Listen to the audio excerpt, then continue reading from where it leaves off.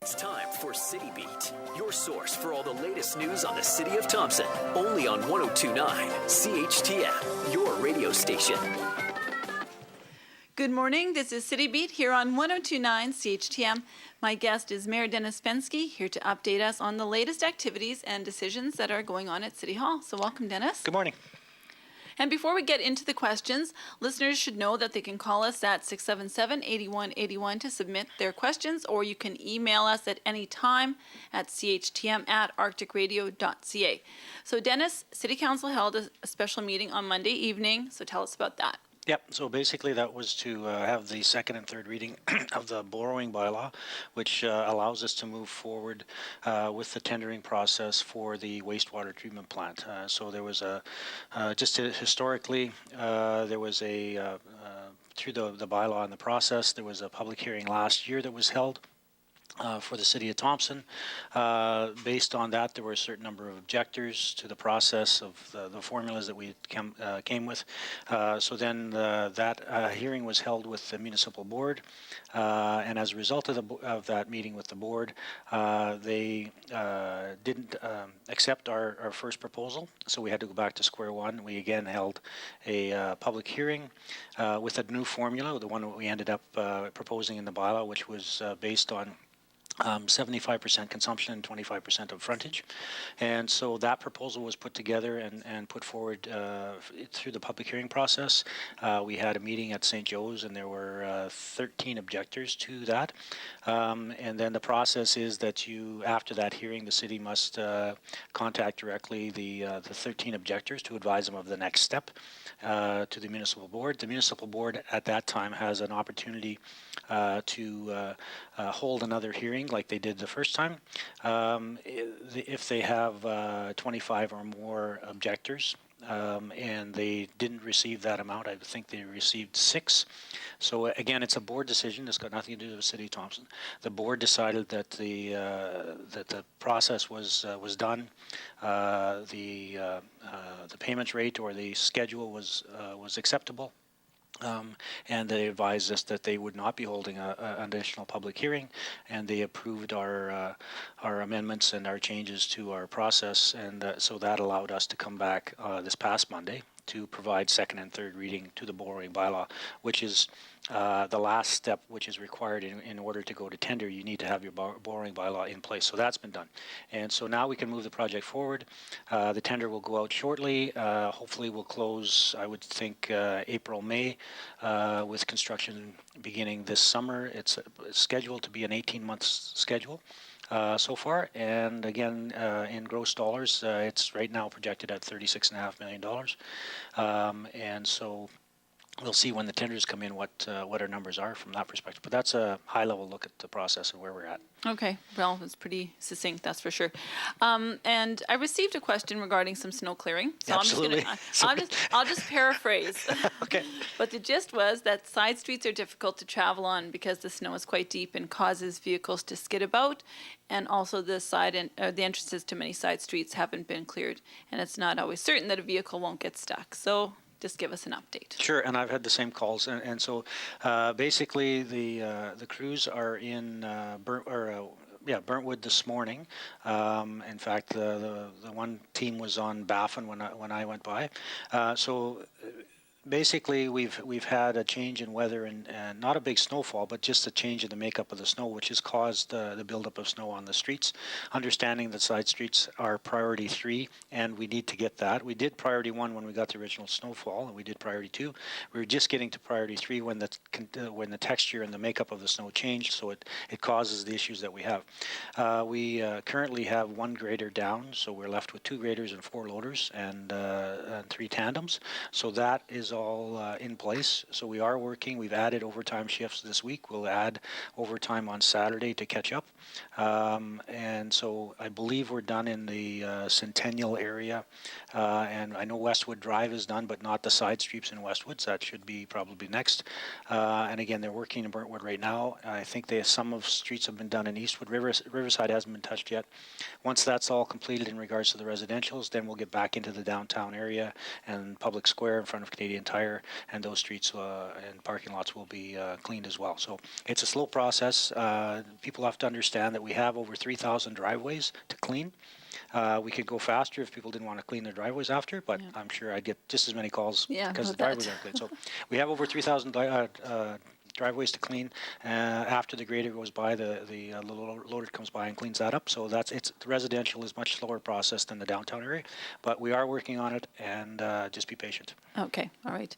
And last week we talked a bit about the Thompson 2020 I guess project, you want to call it. Yep. And I know that the city is looking for a project manager for this. Correct. So how is that search going? Like, what's the deadline for this? So the ads have been out, and the position closes on January 31st.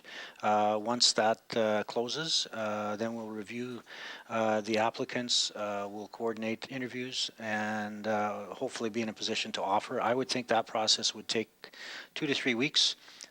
So physically having somebody in a seat, I would think we're probably in the 4 to 6 weeks time frame. And then moving forward, that project manager would take over the coordination of the 3 buckets of work that we've talked about previously, in regards to bucket 1 being the valet employees affected, bucket 2 being the retirees, not only valet but all retirees in our community, and bucket 3 would be the business enhancement, retention, and growth area as well. Okay. And what are some of the things this person has to bring to the table? What are you looking for this person?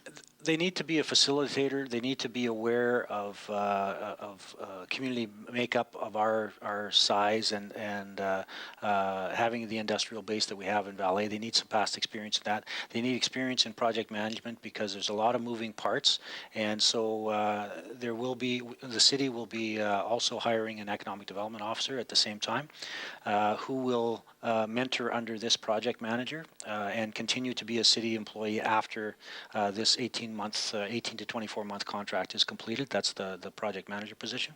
And so the bucket 1 is basically time sensitive, in the sense that the Valley is switching to a mine mill operation at the end of 18, and bucket 2 and 3 are probably a 2 to 5 year time frame for that, to look at people again deciding to stay in Thompson. We'll be having a public meeting. It's just being put together now for February 8th. There'll be a notice out shortly in the multipurpose room at the VRCC.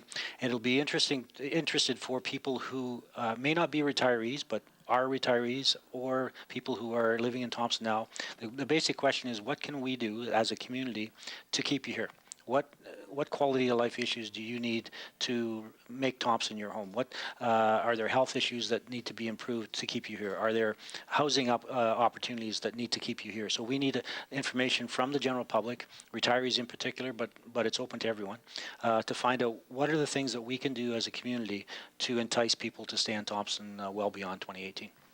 Okay, and I know one thing that you mentioned too when we were at the Chamber of Commerce meeting, not this past week, but the one before, about potential jobs and other people in the community maybe being able to offer some of the valet employees who will be losing their positions to kind of come forward and say, I've got something, maybe you'd be interested. How is that process going to work? Well, basically, it would be working through the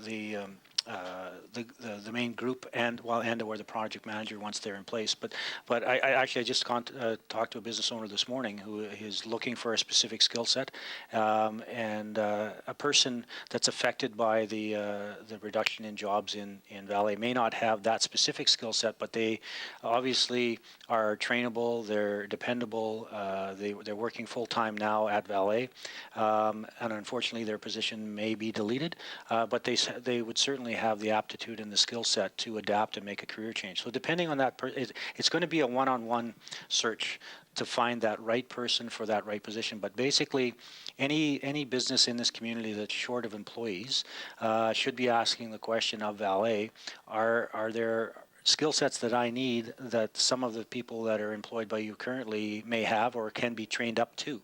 And so that's the opportunity to keep people in our community, is to make a career change and keep them employed in our community. Okay, great. Maybe just talk about the VRCC. I know that they're looking for banners. Yes.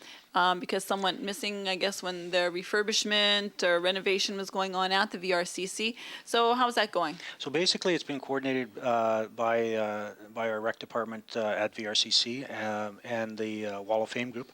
And the initiative is that you're correct. That before construction of the VRCC, there were numerous banners held in the rafters of the CA Nesbitt Arena. So they were all taken down. Some had been up for many years and were a little bit in disrepair. You remember these were previous to non-smoking facilities. These banners were up there at that time as well, and so certainly some were damaged beyond repair.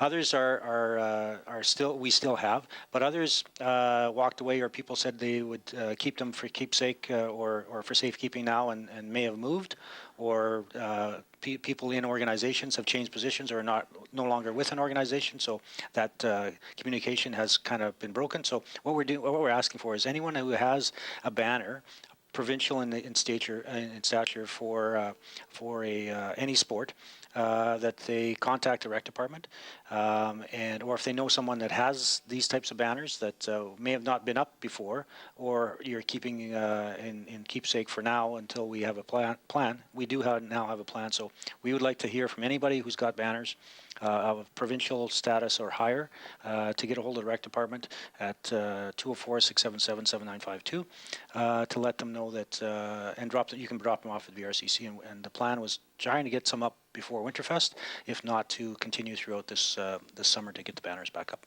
Okay. And there was also talking about other things too, some other sports memorabilia. They were looking at maybe starting to try to get some trophies together so they could get a trophy case happening. Yeah, we have the Wall of Fame in place, and it's growing slowly. And out of those conversations came because we previously had trophy cases in the CA Nesbitt lobby, and so people are being asked, can we do the trophy case? So we're researching that, and again, if people have trophies that are